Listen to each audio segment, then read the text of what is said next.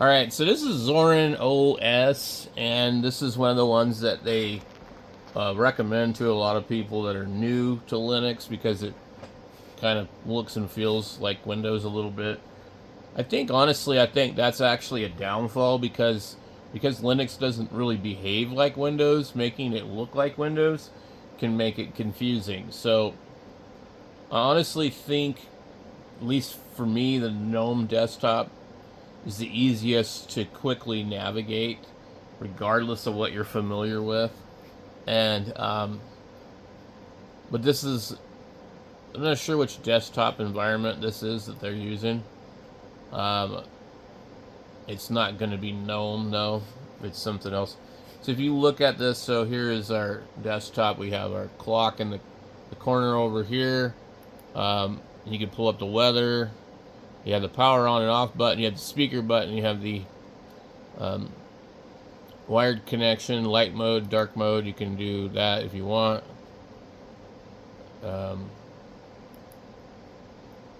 Wherever I don't know what night light is. You can adjust the performance. You can eject any drives. Apparently you can open files from there in the corner. So you get your browser down here, your file explorer, which pulls up that, which I don't know why it does. Get your software package manager, and when you're in here, you can see what's installed. You can check for updates. You can explore, so it gives you all like these groups of things.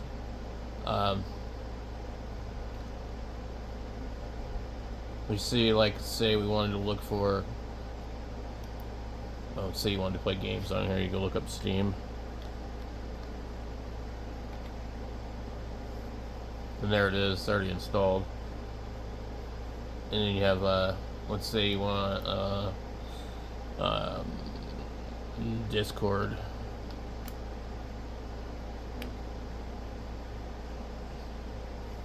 It's right there. What else would there be? So pretty much anything you could think of should probably be in here.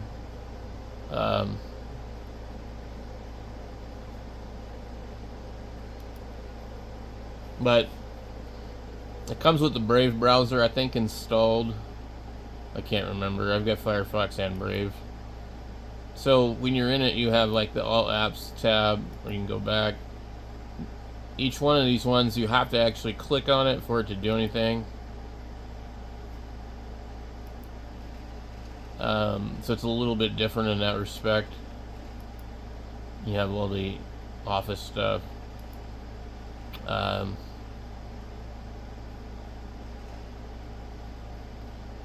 Let's see. So you can change like the appearance, all that.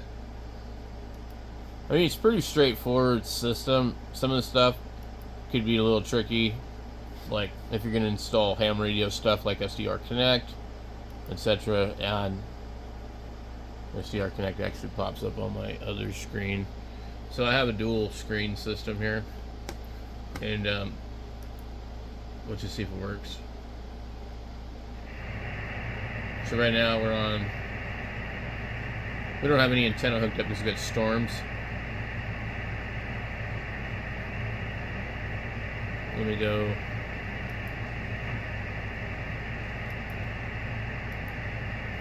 If you click the band more than once, it goes a little further.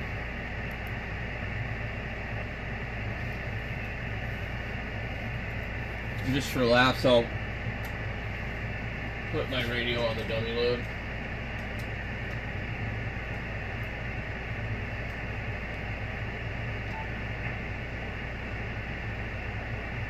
And I'll transmit it.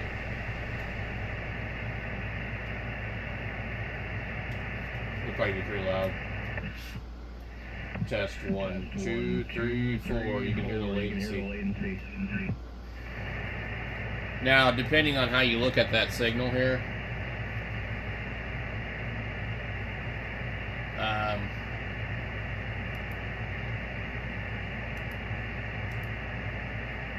We're 3K. I don't know if we can go wider than that on this one.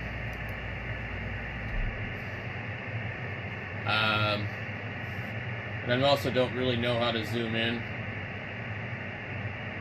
But I mean, it works under Linux. KG7HDR, test 1, 2, 3, 4.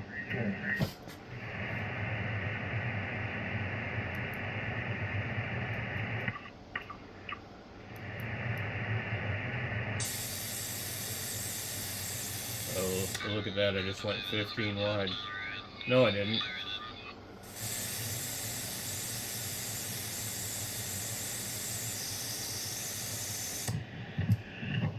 Okay, how wide is that? It is 15 wide. Look at that. We can hear the difference. It's pretty big. But I don't know how to zoom this thing in. Okay. Maybe is it right here? Okay, we're zooming. 1, 2, 3, 4. You look at my signal on the waterfall over there. Alright, we're super zoomed in. 80%. I'm going to go back out a little bit. Now you have the display settings over here. You can adjust the reference, you can adjust the base, the spectrum average, waterfall gain, bunch of stuff. Okay, so as you can see that is working on here. However, the camera is super hard to see from there. Test 1, 2, 3, 4, 1, 2, 3, 4.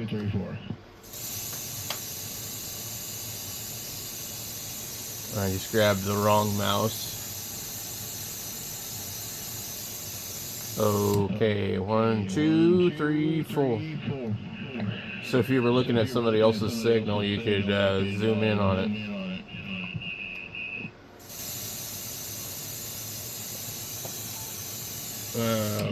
One, 2, 3. This radio will transmit into a bad load for some reason.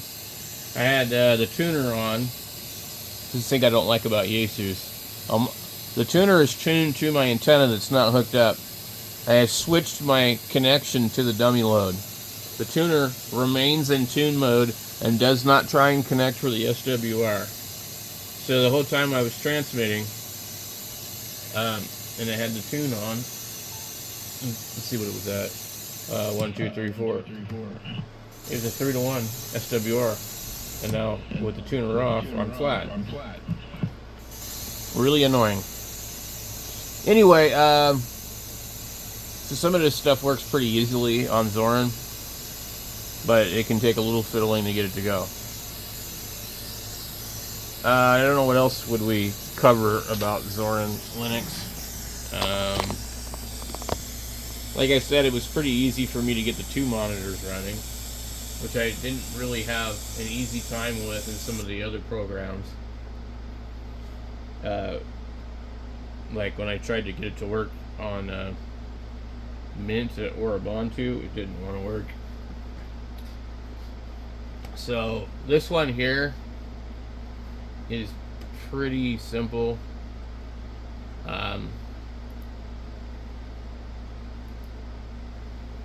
Videos, pictures, music, downloads, all this stuff's going to be kind of in the same spot that you would normally see. Documents, home, shared, recent.